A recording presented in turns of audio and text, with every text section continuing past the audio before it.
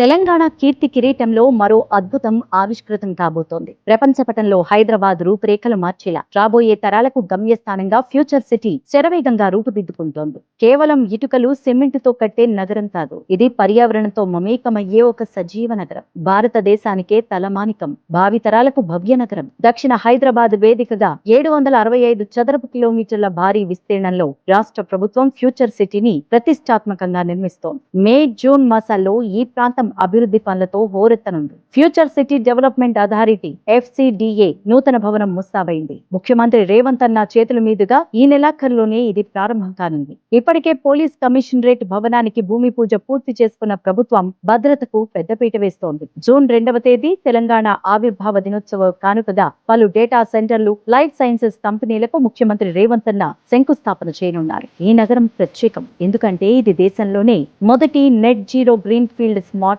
City. ఇక్కడ పర్యావరణమే ప్రాణం. నివాసాల నుంచి నడక దూరంలోని స్కూళ్లు, హాస్పిటల్స్, ఆఫీసులు ఉండేలా మాస్టర్ ప్లాన్ సిద్ధమైంది. అంతేకాదు, ఆకుపచ్చని కారిడార్, పారిశ్రామిక ప్రాంతాల మధ్య అడవిని తలపించేలా గ్రీన్ బఫర్ జోన్లు, స్పాంజ్ పార్కులు, వరదలు రాకుండా వర్షపు నీటిని సహజంగా గ్రహించే సరికొత్త వ్యవస్థ.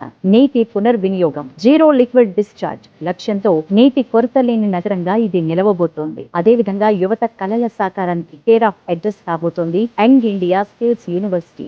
ముఖ్యమంత్రి ఆదేశాలతో ఈ పనులు శరవేగంగా జరుగుతున్నాయి. జూలై నాటికి ఈ శాశ్వత క్యాంపస్ అందుబాటులోకి రానుంది. గత ఏడాది నిర్వహించిన తెలంగాణ రైజింగ్ గ్లోబల్ సమ్మిట్ లో కుదిరిన ఒప్పందాలన్నీ ఇప్పుడు కార్యరూపం దాలుస్తున్నాయి. అత్యాధునిక సాంకేతికత, స్వచ్ఛమైన ప్రకృతి కలబోతగా ఫ్యూచర్ సిటీ ఆవిర్భవిస్తోంది. రాబోయే కొద్ది నెలల్లోనే హైదరాబాద్ రూపురేఖలు మారిపోనున్నాయి. ప్రపంచ స్థాయి మౌలిక సదుపాయాలతో తెలంగాణ మరో చరిత్రను సృష్టించబోతోంది.